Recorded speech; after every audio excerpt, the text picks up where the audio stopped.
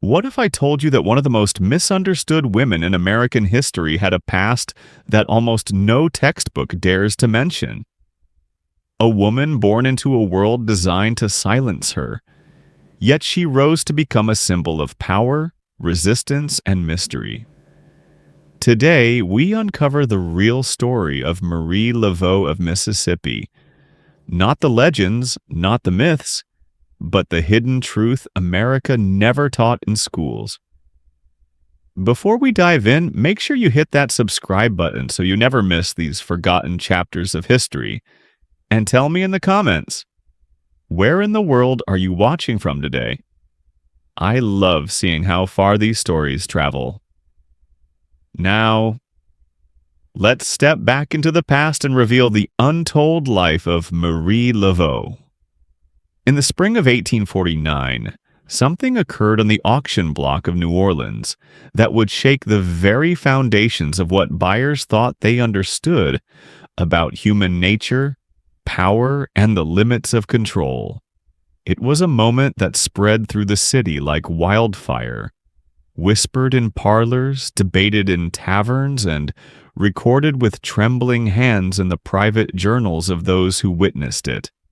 A young enslaved woman, whose name would be deliberately erased from official records, entered that auction house and within minutes created a panic so complete, so overwhelming, that wealthy planters and slave traders, men who had spent lifetimes dealing in human commerce, fled from her presence as if she were carrying something far more dangerous than mere words.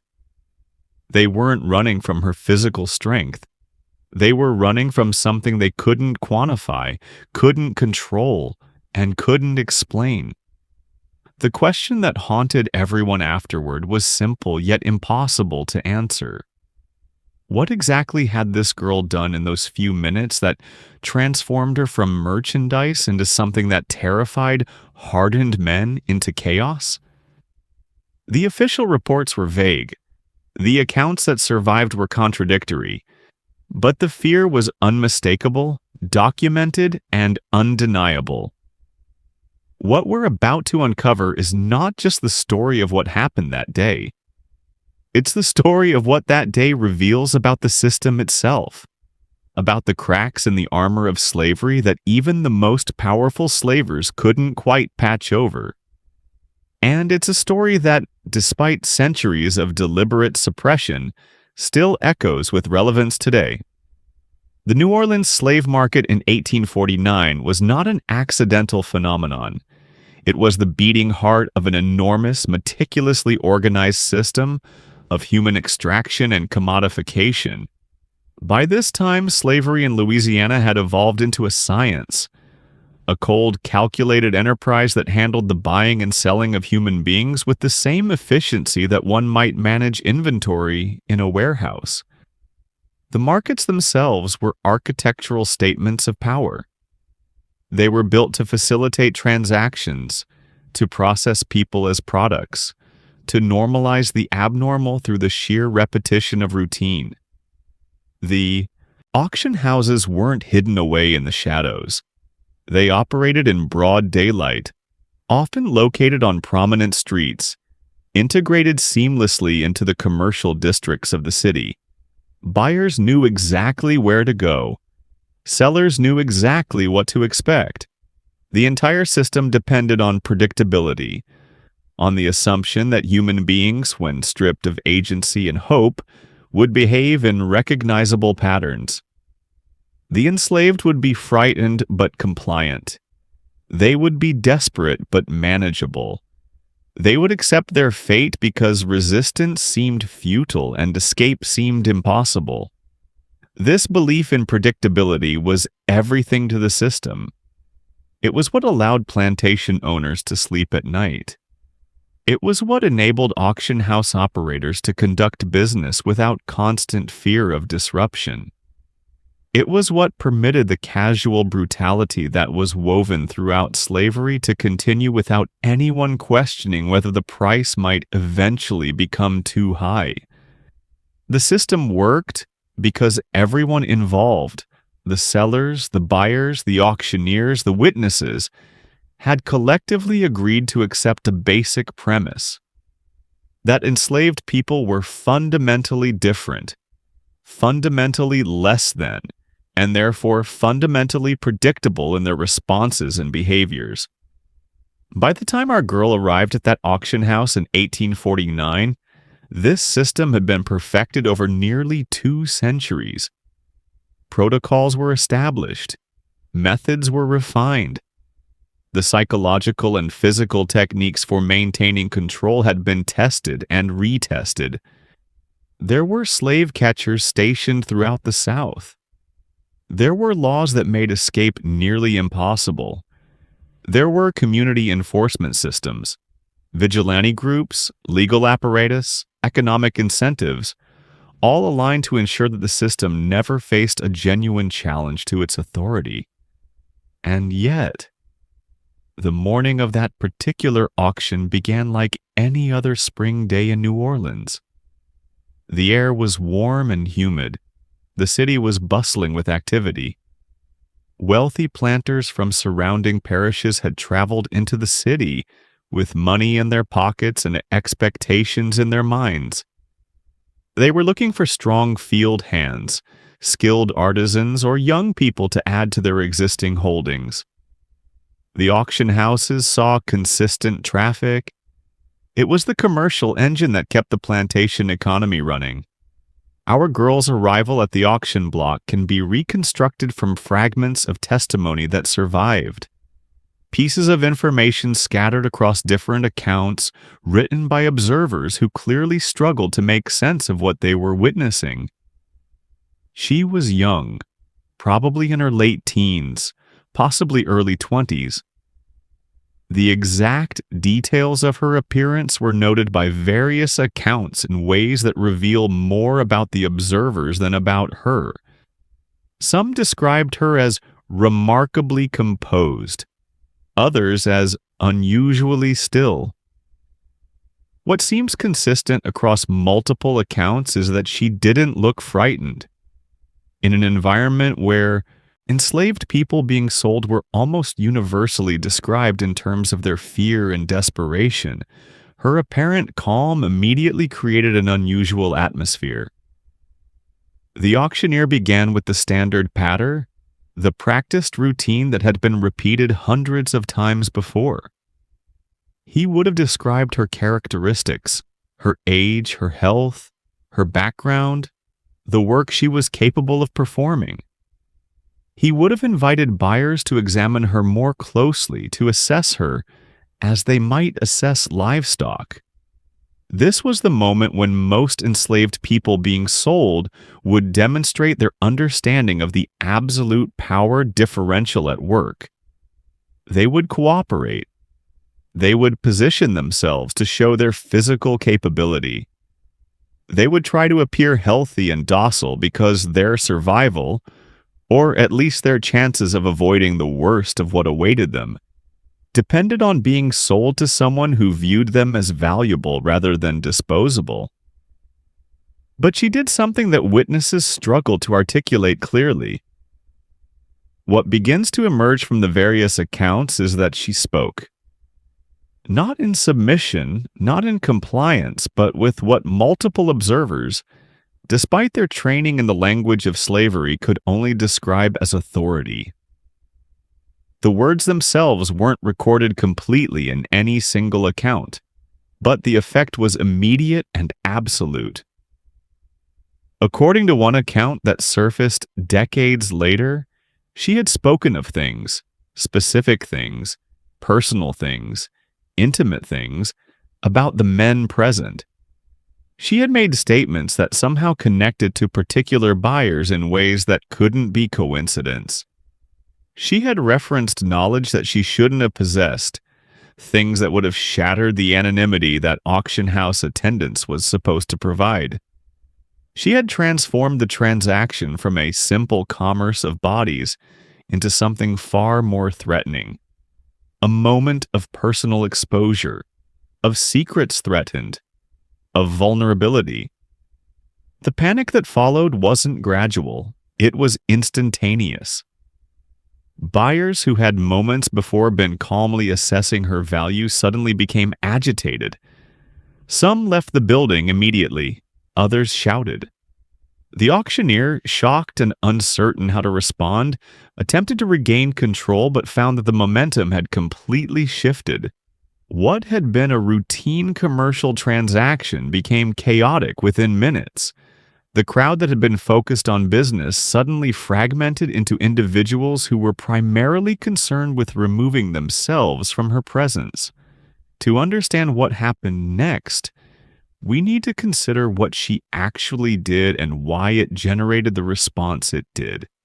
The traditional interpretation of this event, crafted by later historians and observers, has been to assume that she somehow possessed genuine supernatural or psychic abilities, to treat the panic as evidence of something that transcended normal human interaction. But that interpretation fundamentally misunderstands the actual sources of power and vulnerability within the slavery system.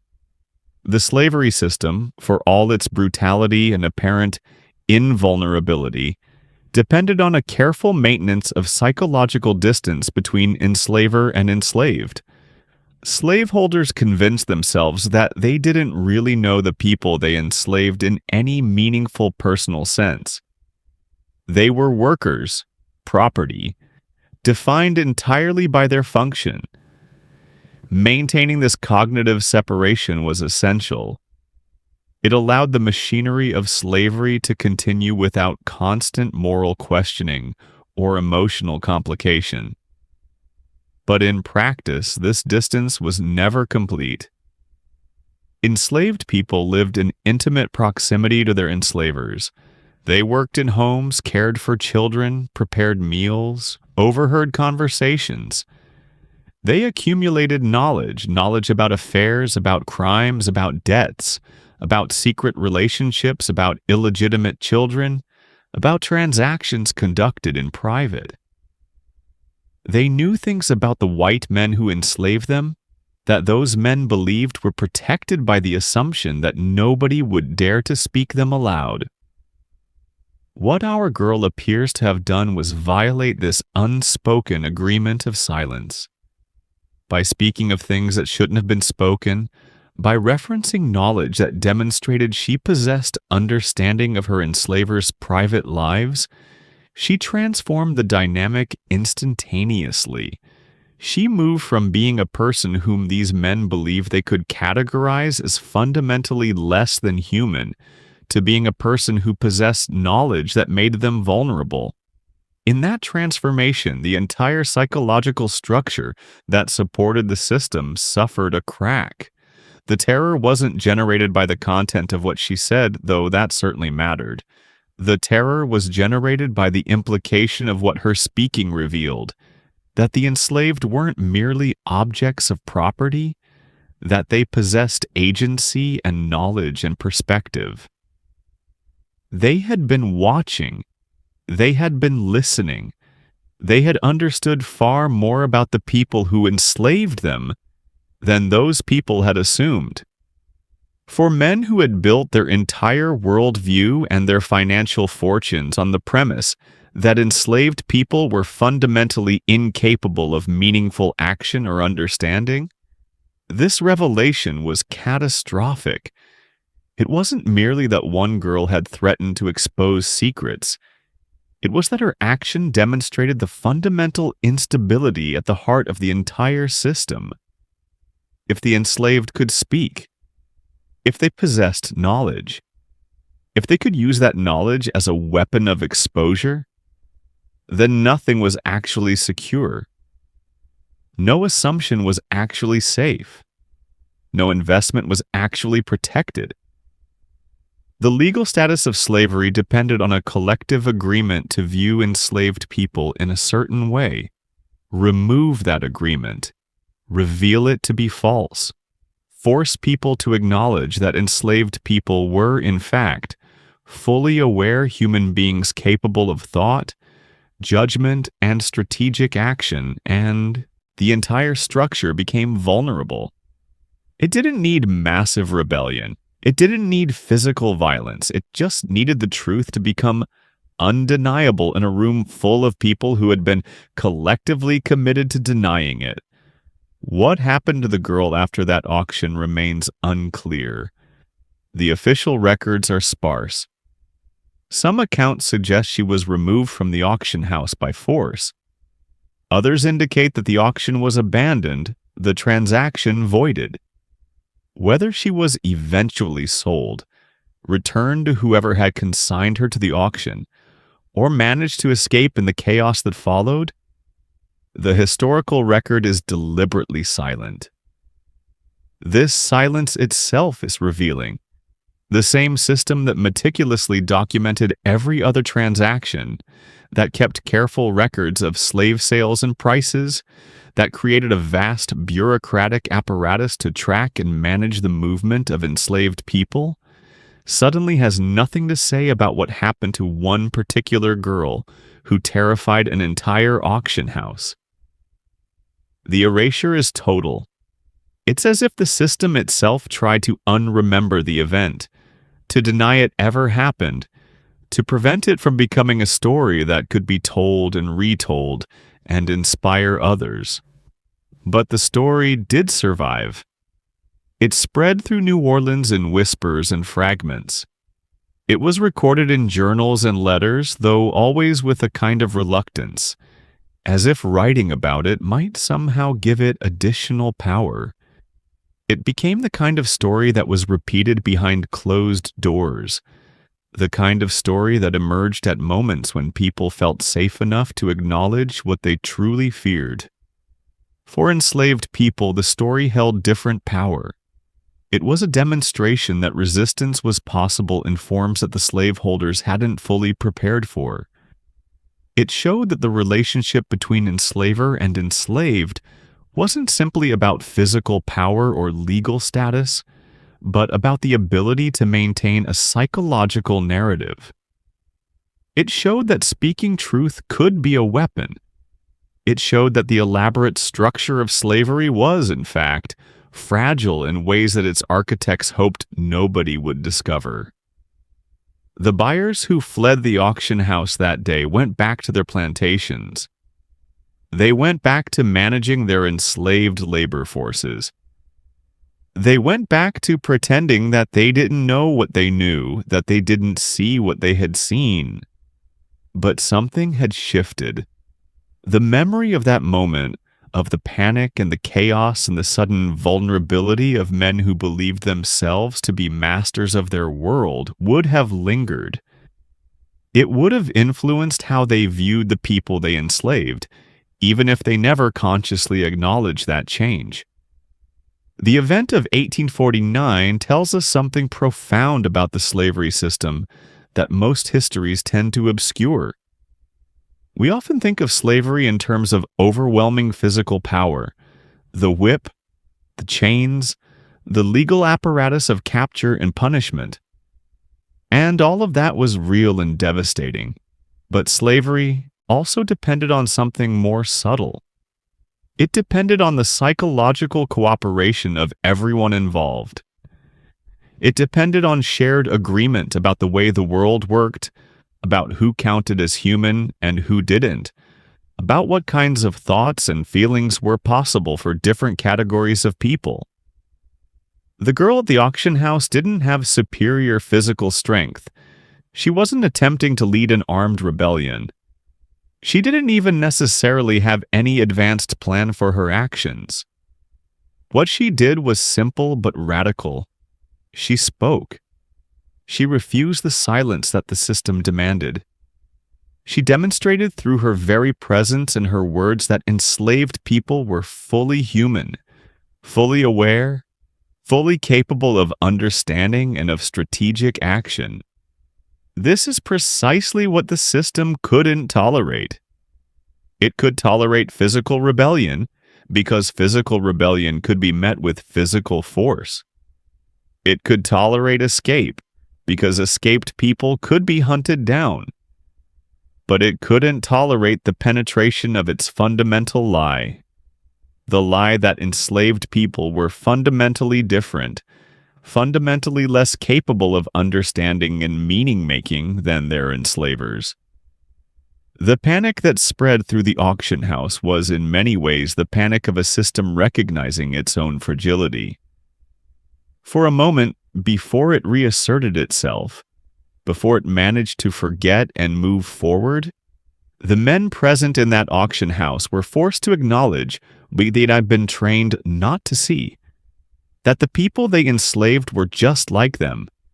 They had thoughts, they had feelings, they had knowledge, they had perspective, they were human. The story of the girl at the auction house in 1849 is not unique. What makes it remarkable is that it was documented, that fragments of it survived, that it wasn't completely erased.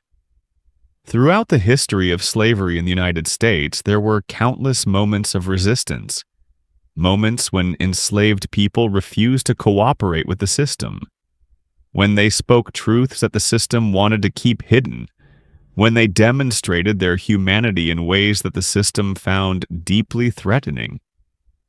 Many of these moments were recorded in contemporaneous accounts in diaries and letters, in newspaper reports written by shocked witnesses. But they have largely disappeared from popular memory.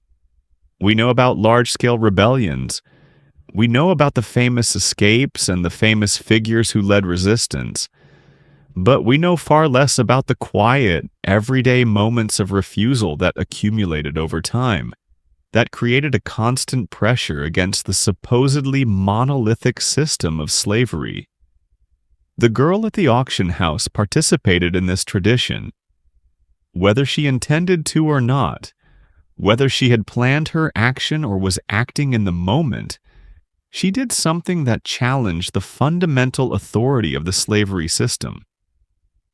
She made impossible the comfortable illusion that it was based on anything other than the systematic denial of human beings' most basic qualities and rights. The aftermath reveals something equally important about power structures. They have a remarkable capacity to recover from moments of crisis. The system didn't collapse after this girl spoke her truth. The slave trade continued, the auctions continued, the plantations continued to function. Enslaved people continued to be bought and sold. But the system was changed in subtle ways by every moment of exposure, every moment when its lies were revealed. The more people recognized the fundamental falsehood on which it rested, the more unstable it became.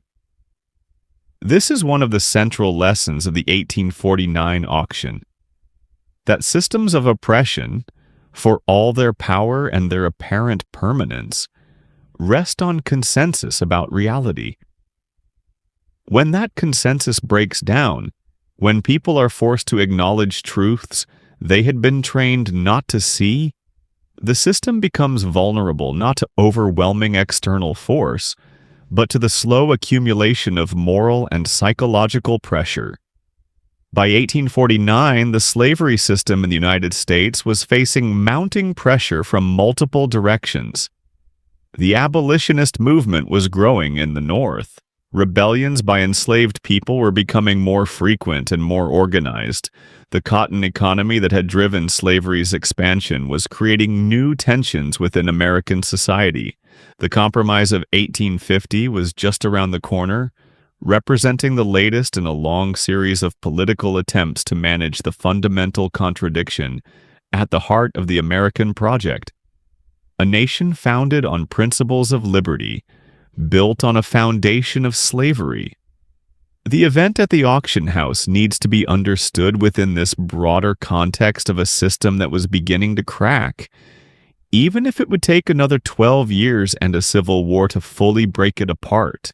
It wasn't a single moment that could be pointed to as the beginning of the end, but it was a moment that revealed the vulnerabilities that had always been present, that were becoming increasingly visible as the 19th century progressed. The fear that gripped the buyers and auctioneers that day wasn't entirely new. There had been other moments, other instances where the carefully maintained facade of the system had cracked. But each moment of breakdown was followed by vigorous reassertion. The system would respond to threats to its authority with increased brutality, with more elaborate justifications for its practices, with more systematic suppression of any information that contradicted its fundamental premises. What made the 1849 auction different? What makes it worthy of careful study and remembering is that it demonstrates that this process of reassertion wasn't always successful in the long run. It could suppress the story, but it couldn't suppress what the story revealed about the true nature of the system. It could forget, but not forever. The memory lingered and eventually worked its way into historical consciousness, where it can be recovered and examined. One of the most frustrating aspects of this story is that we don't know who she was. Her name wasn't recorded in any of the accounts that survived. She wasn't given an identity in the historical record, or if she was, it was deliberately erased. This itself is significant. It reflects how thoroughly the system tried to render enslaved people as non-persons, as individuals whose identities weren't worth preserving or remembering. But her anonymity also enables a different kind of power. Because we don't know who she was, she becomes representative of all the unnamed and unremembered acts of resistance that occurred throughout slavery's history. She becomes a symbol for all the ways that enslaved people refused to accept the categories imposed upon them, refused to cooperate with the system that had enslaved them, refused to be rendered into simple, controllable objects of property. Her story reaches forward across time to us, demanding that we ask ourselves what we know about the people we never learned about. It demands that we recognize that the historical record we inherited is incomplete, biased, shaped by the interests and perspectives of those who had the power to decide what was recorded and what was allowed to be forgotten. It demands that we imagine the countless moments of dignity, of resistance, of humanity that occurred within the slavery system, but never made it into the official record. In doing so, it fundamentally changes our understanding of slavery itself. It reveals slavery not as a monolithic system that completely dominated the people it enslaved, but as a system that was constantly threatened by the humanity of those it tried to dehumanize. It was maintained through constant effort, constant vigilance, constant psychological and physical reinforcement. It was never as stable, never as assured as its architects wanted to believe. The girl who terrified an entire Louisiana auction house in 1849 remains in many ways a mystery. We can reconstruct fragments of what happened. We can examine the accounts left behind by those who witnessed it. We can analyze what her actions meant and what they reveal about the system she was caught within. But we cannot know with certainty who she was, what her intentions were, what happened to her afterward, or how she understood the moment she lived through. And yet, her story endures.